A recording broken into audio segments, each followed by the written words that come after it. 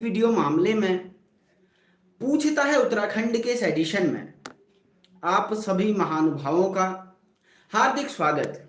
दोस्तों, सरकार और आधे से ज्यादा यूट्यूबर मिलजुल के बच्चों को पागल बनाने में लगे हुए हैं। एक दिन खबर आती है रात को कि परीक्षा रद्द हो जाएगी, दूसरे दिन खबर आती है कि ईमानदारों को नियुक्ति मिलेगी। आज मैं आपको एक ऐसा फॉर्मूला बताने जा रहा हूं कि सीएम धामी कैसे बच्चों में आपस में फूट डाल रहे हैं। जो होना चाहिए वो नहीं कर रहे, जो नहीं होना चाहिए था वो यहाँ पे जरूर किया जा रहा है। सबसे पहले मैं आपको एक स्लाइड दिखाता हूँ। अभी स्लाइड में देखिए कि सीएम धामी ने क्या करना चाहिए था। सीएम धामी साहब ने क्या करना चाहिए था। सीएम धामी साहब का बयान क्या था। सबसे पहला बयान होना था जो कल का इंटरव्यू हुआ धामी साहब का कि जल्दी से जल्दी मैं सीबीआई और ईडी ला रहा हूं। यह काम सीएम धामी ने करना चाहिए था, पॉइंट नंबर 1। दूसरा, सीएम धामी से जनता सुनना चाहती थी कि बुलडोजर चलेगा हाकम पर और जितने भी मनराल वनराल टाइप के लोग पकड़े गए हैं इनके ऊपर।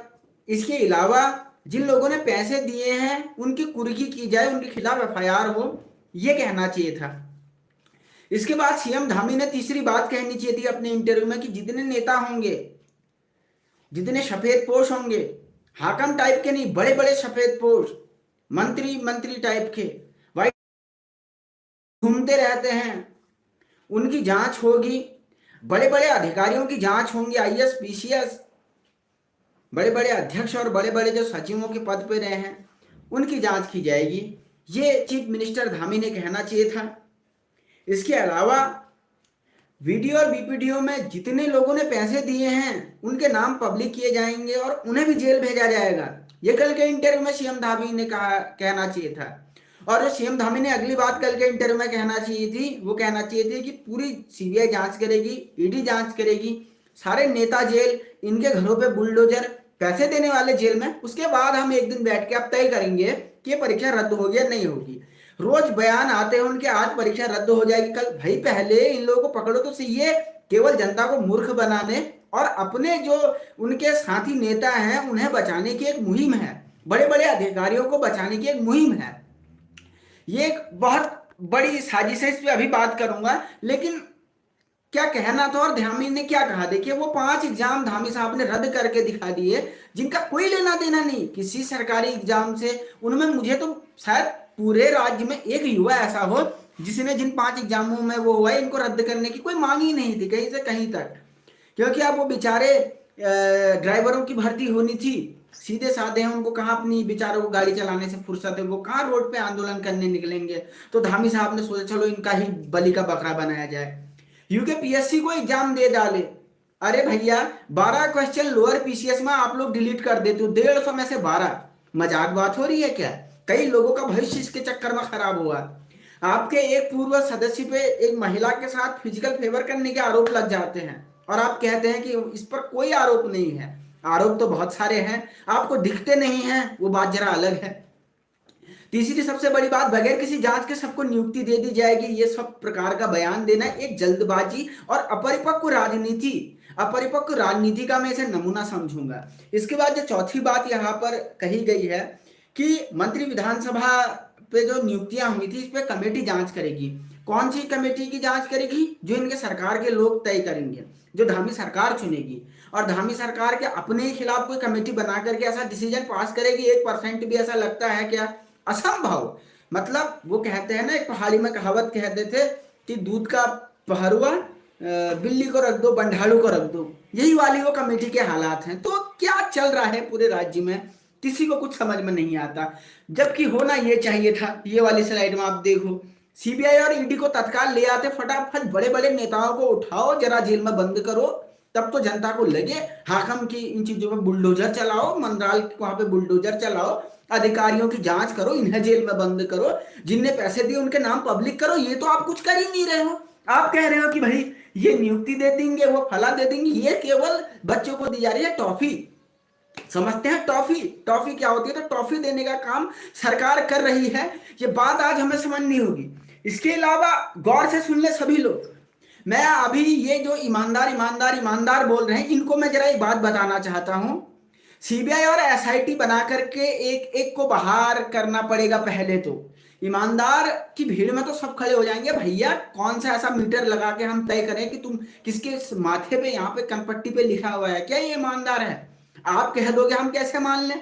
ठीक है, ईमानदारों के पक्ष में सब खड़े हैं, लेकिन जब तक ईडी ऐसा गिरफ्तार हुए हैं 300 तो ईमानदार हैं, इतनी बात लगभग लगभग सभी लोग मान भी रहे हैं, विभिन्न विशेषज्ञ भी कह रहे हैं, न्यूज़पेपर्स में भी आ रहा है, लगभग लगभग इतने तो मतलब कोई कंफ्यूजन नहीं कि इतने तक ईमानदार होंगे। प्लस माइनस 100 और जोड़ लो, 400 तक, 300 यानी 200 से 420 के ईमानदार हो सकते हैं। इनको छोड़ करके 500 लोगों के लिए आप एग्जाम करवाओ, सबका भला इसमें एक झटके में हो जाएगा।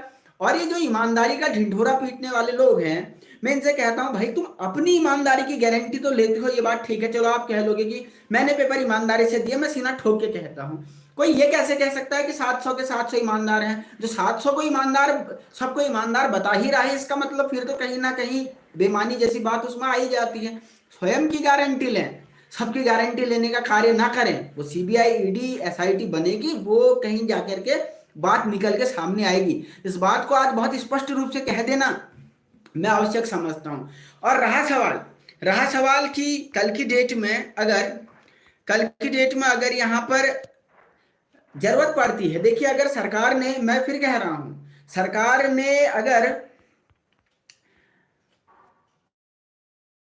लोगों को नियुक्ति दे दी तो मुझे कोई दिक्कत नहीं होगी, मैं पर्सनली बता रहा हूं, क्योंकि इतने ईमानदार होंगे 300 प्लस माइनस 100 इतना ईमानदारी का आंकड़ा हो सकता है, ये देखने से लगता भी है। हालांकि 35 लोग गिरफ्तार हैं, एक के पाले में 15 से 20 भी एक ने पेपर को लीक कराया हुआ होगा, तो मोटा मोटा 300 से 400 तक ईमानदार इसमें हो सकते हैं, इस बारे में डाउट नहीं है। इतनों को नियुक्ति देके 500 का एग्जाम करवा दो, हमें दिक्कत नहीं है, मैं अपने ओर से तो कोर्ट नहीं जाऊंगा, ना इस पर कोई लीगल बाधाएं उत्पन्न होंगी।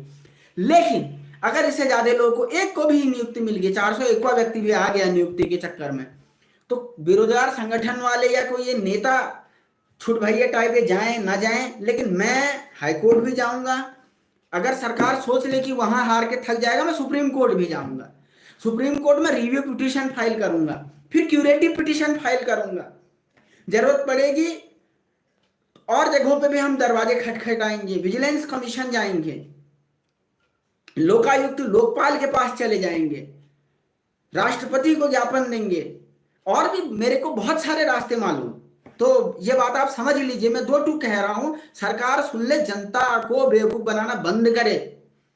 और ईमानदारों से मैं फिर कह रहा हूं, अपनी गारंटी लो भाई, पूरे ब्रह्मांड की गारंटी मत लो। ये बिल्कुल जो ये लोग कह रहे हैं कि कुछ ऐसे लोग भी, मैं कमेंट पढ़ता हूं सोशल मीडिया पे कि नहीं 700 तो ईमानदार हैं, ये तो 700 के ईमानदारी का सर्टिफिकेट वाला है, शक किसी इन्हीं के ऊपर गहराती है। अपनी गारंटी लो, और अगर 300-400 लोग ईमानदार हैं, उनकी नियुक्ति में मुझे कोई दिक्कत नहीं, कोई कुछ करे। अगर 300-400 तक लोगों को नियुक्ति मिल जाती है जो ईमानदार प्योर रूप से हैं, जैसा लगता है, सीबीआई और ईडी आएगी, मुझे लगता है इतने भी नहीं बचेंगे, लेकिन कम से कम चलो मान लेते हैं 35 के हिसाब से, रोज रोज तो कोई 1-2 पकड़े जाते हैं, 36, 37, 38 पता नहीं कितने गिरफ्तार हो गए हैं। अब पेपर लेकर के अपने जेब में रखने के लिए तो हमने रखा नहीं होगा पेपर, ऐसे गुणा 20 कर लो तो 38 गुना 76, 760 तो ऐसे ही नप गए। फिर भी हम कह रहे हैं कि चलो 15 का औसत भी मानते हुए एक ने पेपर लीक किए वाले में, और अगर ये पेपर रद्द नहीं करके करीबन 150 लोगों को साइड करके दिया जाए, इसका मतलब ये मंत्री संतरियों के जो चेले चपाटे हैं, इनको बचाने की कहीं कोशिश की। और सबसे बड़ी बात कि इन लोगों के नाम सार्वजनिक क्यों नहीं किए जा रहे हैं, तभी तो पता चलेगा। लोग हमसे पूछ रहे हैं कि भाई तुम ये कैसे, मैं कहता हूं भैया पहले इनके नाम सार्वजनिक करो जिनने पैसे दिए हैं, तब तो पता चलेगा इसमें किस पार्टी के कितने लोग हैं। इन्हीं की पार्टियों के 100-200 कार्यकर्ता ना निकल आए इसमें। सबसे बड़ी बात तो मैं ये बता रहा हूं, पब्लिक तो करो, नाम पैसे देने वाले हैं कौन, बागल बिल्ले पूछता है उत्तराखंड। तो आप लोग अपनी राय जरूर यहाँ पर रखिएगा, और मैं बिल्कुल चेतावनी देता हूं कि अगर सही तरीके से काम हुआ तब तो हम ठीक रहेंगे, लेकिन अगर इन्हें गड़बड़ की तो कोर्ट जाने के रास्ते खुले हुए, ये ना सोचें कुछ दिन हम जरा चुप किया थे, ये लोग हमारी शराफत को जरा शांति प्रियता समझने लगे। अगर हमें मजबूर किया गया, high court, supreme court, review petition, curative petition, हर चीज जो हो सकेगा हम वो करेंगे, साम दाम दंड भेद हर चीज लगाएंगे, ये बात आप तय मान के चले। बहुत शुक्रिया, धन्यवाद, नमस्कार, देखते रहे राष्ट्र नीति इंडिया।